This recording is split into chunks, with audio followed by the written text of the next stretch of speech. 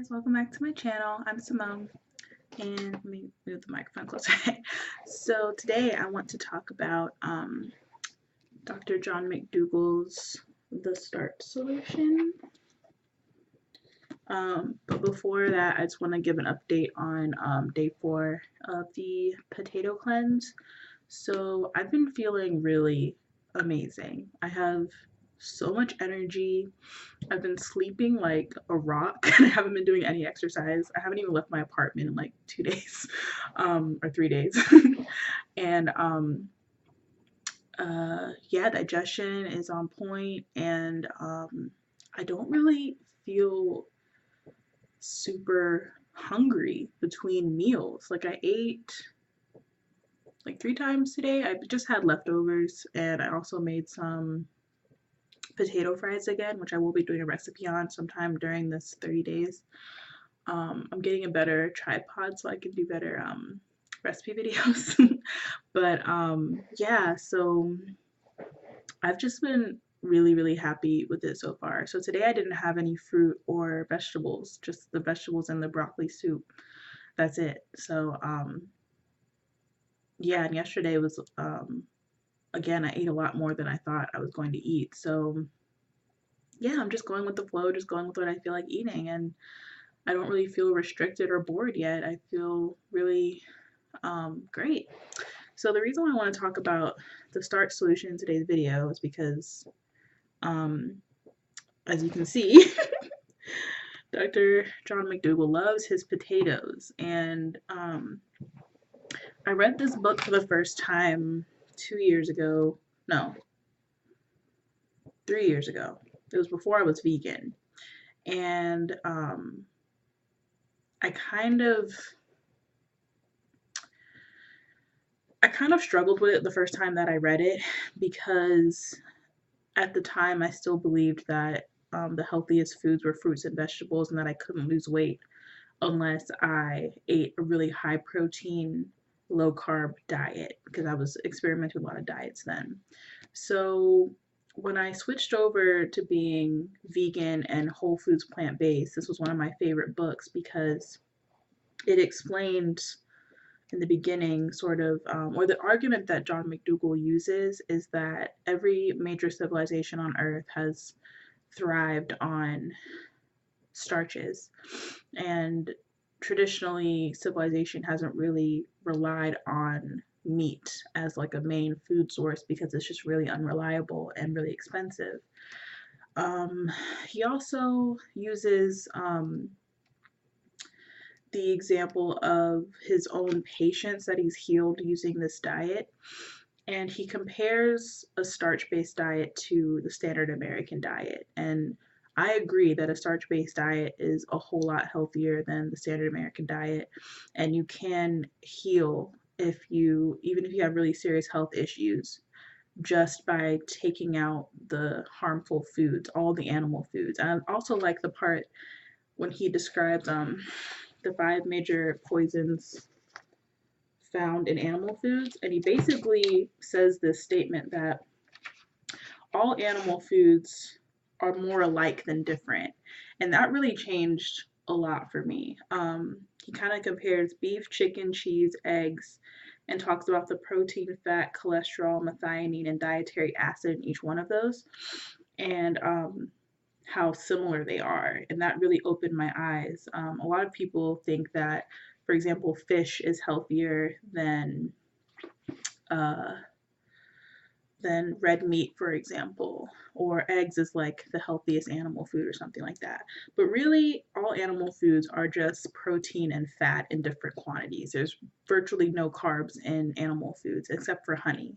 Honey tends to have a lot of, it's basically just sugar, but everything else is basically just fat and protein.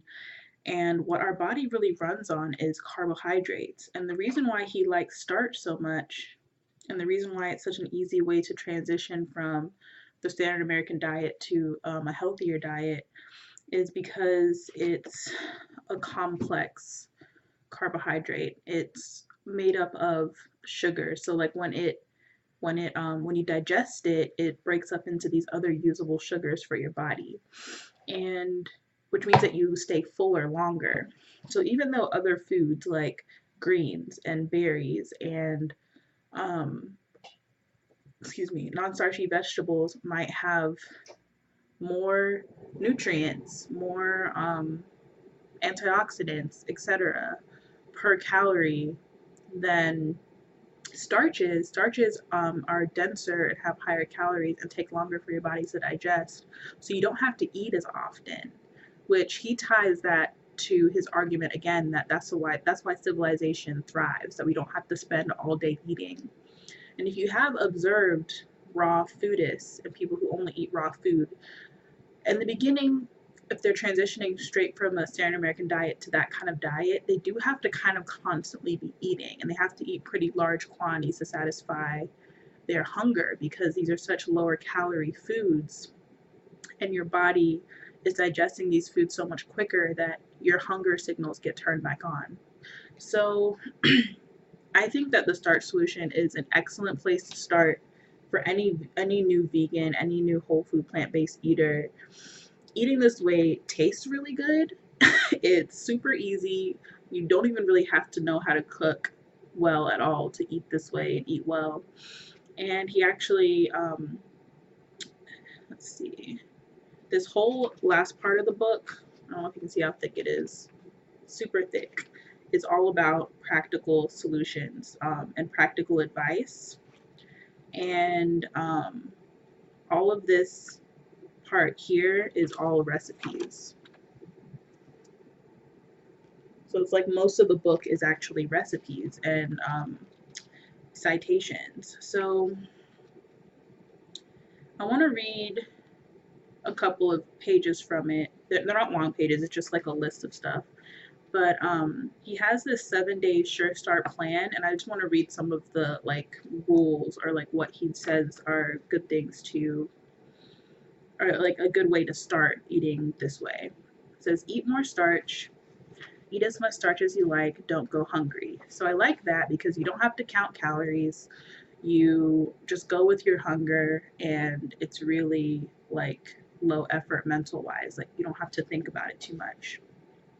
And you know what a starch is. Like starch is like stuff that you have to actually, like plant foods that you have to actually cook in order to eat them. And then choose the least processed starches and other foods you can find. So, for example, brown rice is better than white. Cooked whole grains are better than products made with white flour. So that's just kind of common sense. The closer you get to a whole food, the healthier it is. And then eat plenty of vegetables and fruits. Eliminate animal food from your diet, including meat, poultry, fish, eggs, cheese, and milk. Keep your fat intake as low as possible, enjoying avocado, coconut, other nuts, and seeds only as occasional treats. Avoid any added fat in your food, including butter, margarine, and other vegetable oils, even olive oil. When eating soy foods, skip those that are highly processed and enjoy minimally processed soy foods like tofu, edamame, and soy milk in infrequent and small quantities. Go easy on sugar and salt, but don't sweat the unimportant stuff. So I like that. He's basically saying that it's like, this doesn't have to be, like, you don't have to be perfect. When you're going from the standard American diet to trying to be vegan and plant-based, just go for the easy switches first. Just go for the easy stuff first. And then over time, you can start to refine the sugar and salt and other processed foods like soy. He also has this page on achieving maximum weight loss, which I want to read because it's pertinent to what I'm doing with the potato cleanse and why I'm choosing to do it the way that I'm doing it. So increase the amount of non-starchy green, yellow, and orange vegetables you eat to about 1/3 to 1/2 of the food on your plate. Fill the remainder of your plate with starch. Avoid all simple sugars, including dried fruits and juices. Keep fresh fruits to 1 or 2 a day. Avoid flours and flour products. Steer clear of high-fat plant foods. Eat many small meals a day rather than 1 or 2 large ones. Eat a simple meal plan like sweet potatoes and broccoli or beans and rice with a non-starchy vegetable. Greater variety results in more food consumed. Don't eat out at restaurants and exercise more frequently. So I want to go back to this part where he says, greater variety results in more food consumed. This is why the idea to just eat potatoes is so brilliant because even though there is variety within the potato family, you are focusing on one kind of food and you cook it pretty much in a couple of different ways. So um, it's easy to understand your true hunger and what is really going to satisfy you if you're eating the same thing every day, because your taste buds get kind of bored and kind of just used to the same thing. But the great thing about potatoes is that even when you get bored of it, like from a food excitement level, from a satiation level, it's always going to satisfy you. It's always going to feel really good. So yeah, highly recommend this book, The Starch Solution. It's one of my favorites, and I will never get rid of this.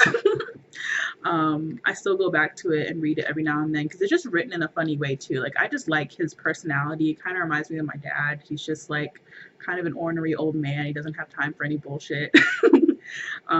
He can be a little judgmental, I think, but I think he's just trying to get your attention. And it is a pretty engaging book. So I agree with almost everything in here. It's just that for me personally, I prefer to eat higher fruit and vegetable content than starch, and fat. And fat I do like to eat. So when I go off the potato cleanse, I will incorporate avocados and nuts and seeds back in because I just feel better when I eat higher fat. But that's one of the things I wanted to get out of this challenge, was just to see how I go for a month eating a drastically lower fat content. Um, so yeah, I'll keep you updated. Thanks for watching, and I'll see you for day 5.